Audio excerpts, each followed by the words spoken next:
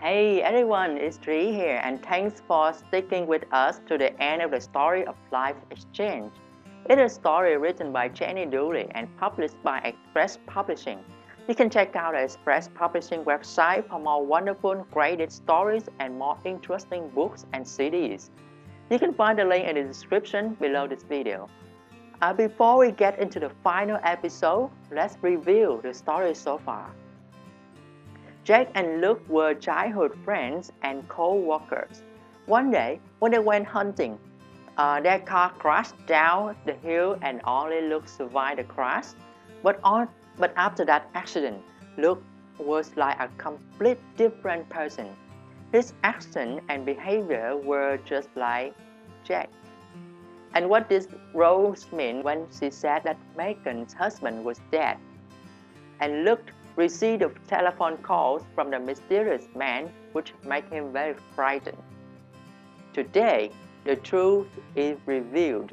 Megan discovered the truth about her husband, which pushed her into a very dangerous situation. Now, the story continues. Chapter 9. Great-Grandfather's Clock.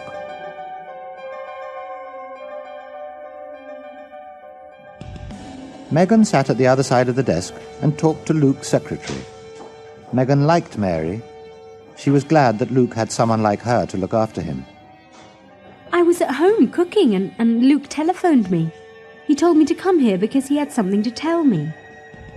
That's funny because he isn't here. He went out in a hurry. But why don't you go and wait for him in his office? It's more comfortable in there. Yes, I think I will. She went and sat down in Luke's office. Then she noticed something. Oh, that's strange. His clock has stopped. It has never stopped in all the time he's had it. She walked over and looked at it. Luke had always loved the clock. It had belonged to his great-grandfather. It was a beautiful wall clock with a pretty brass face and old numbers. It had a long pendulum which gave a gentle tick-tock. And now, for the first time, it had stopped. Well, this will not do. You have to tick, my old friend. She opened the clock. There was a little key inside the door. Fancy Luke forgetting to wind you. He must have a lot on his mind if he forgets that. She reached down to the bottom of the clock to get the key, and she found a pile of papers. She laughed. Well, really, Luke, you're getting worse. You have an excellent secretary to look after your papers, and you leave them in an old clock. Whatever will you do next? Megan took the papers out. They were contracts for agreements and business arrangements for the last 2 years. Now Megan was puzzled. Why on earth would he do this? These are important contracts. They shouldn't be in a clock. She looked down at the papers. They had the signatures of the people Luke had made the agreements with. Signatures, stamps, dates. Then Megan noticed something else. But what on earth? This isn't Luke's signature. This is Jake's. And so it was. J.S. Fulbright. No sign of Luke's name. Megan had seen the signature many times before, on papers both Luke and Jake had signed. But these papers must have been signed in the last 2 years, after Jake died. Why is he using Jake's signature? Why isn't he signing in his own name? Then Megan realized something else. Only Jake could write that signature. It was a very personal one. Luke had often joked with Jake about it. Eccentric, Luke had called it. Well, it certainly was a strange signature. And certainly only one person could write it, and that was Jake Fulbright. But why? And how? Jake is dead. Jake has been dead for 2 years now. Hasn't he? Then Megan felt a sick feeling in her stomach. She looked at the ashtray and cigarettes on the desk. Jake's brand of cigarettes. She heard a voice in her head, the voice of the policeman in the hospital. We identified your husband. because he was holding his wedding ring. Not wearing, holding. Megan remembered the many strange things that her husband had done since he came home. Building the office block, not the children's home. Forgetting Nathan's story. Not liking beef curry. Smoking. Your husband is dead, Is what Rose at the tea party had said. Why had Luke been so angry about it? And what had Rose seen? Something was wrong. Horribly wrong. Megan took the contracts with Jake's signature and put them in her handbag. She was going to show them to Luke tonight. She was going to demand an explanation.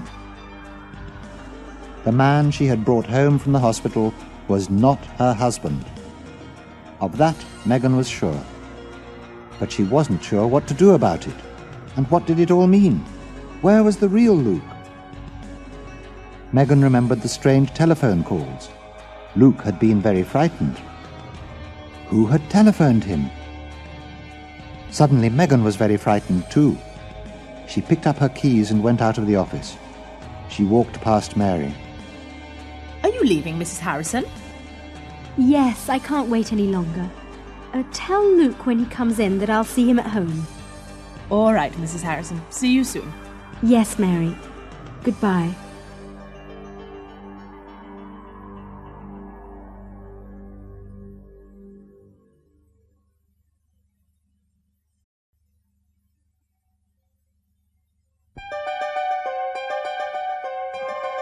Chapter 10.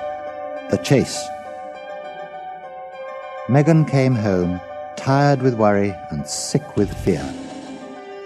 She went to the drinks cupboard and poured herself a large brandy. She needed to calm her nerves and to be able to think.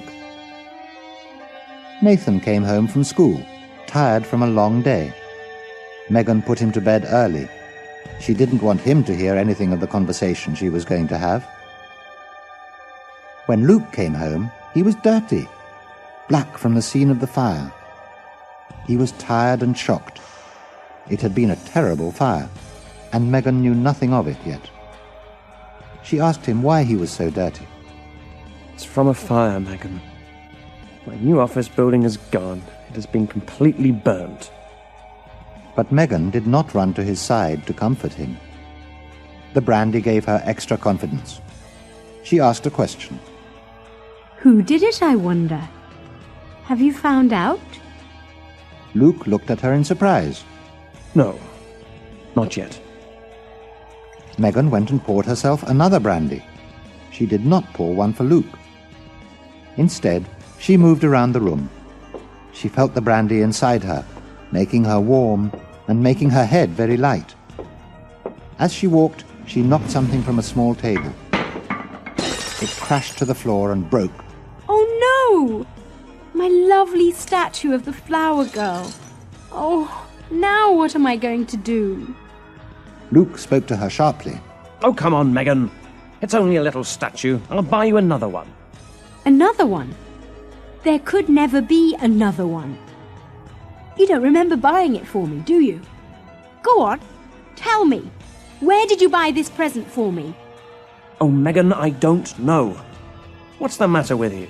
It's really not important. Well, that's where you are wrong. It's very important. And so is this. Megan picked up the contracts with Jake's signatures and threw them onto the table. Luke's face went white. Where did you get those? Never mind where. You tell me where Luke is. Because you are not Luke. You are Jake. You've been lying to me. But Megan didn't finish her sentence. She stepped back away from him because his hand came up, ready to hit her across the mouth. Megan cried out. No, don't you dare! For Megan, this was the last and final proof that the man in her house was not her real husband. And now that she knew his secret, he was dangerous. Megan ran from the room and out of the house.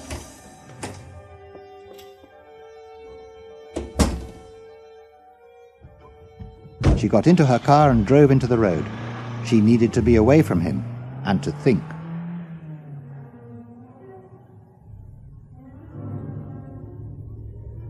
But what now? What can I do about it? It started to rain. Megan slowed the car down and looked into her driving mirror. His car was right behind her, following her, chasing her. Get away from me, can't you? Ah, I know. I'll take that tiny road that goes to the cliff top. He doesn't know it very well. It was a little road she had walked along with Luke when they were first married. She waited until she was at the corner before she turned the steering wheel. But a minute later, she saw him in the mirror. Now he was driving angrily and getting nearer and nearer. He was chasing her as a fox chases a rabbit, the animal and his prize.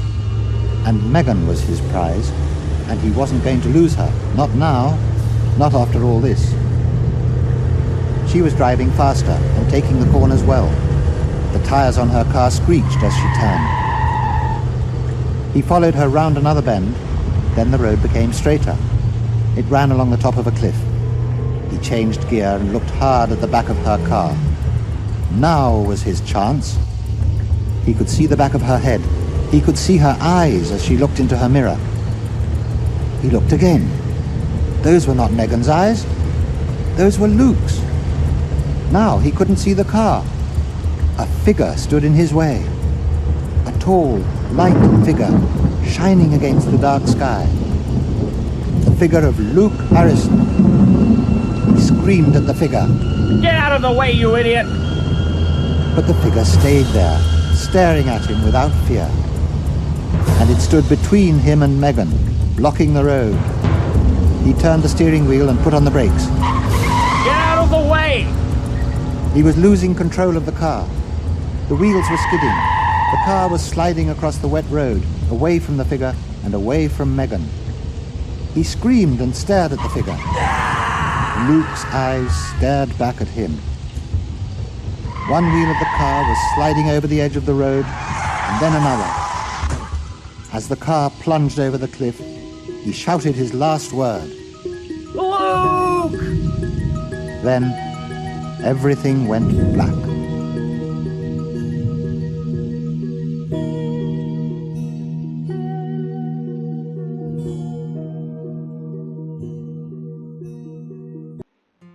What an amazing story, don't you think so?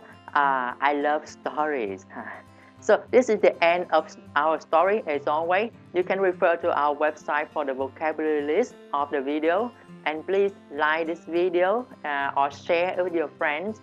This is Tree from EnglishForYous.com. Thanks so much for watching, and we'll see you soon.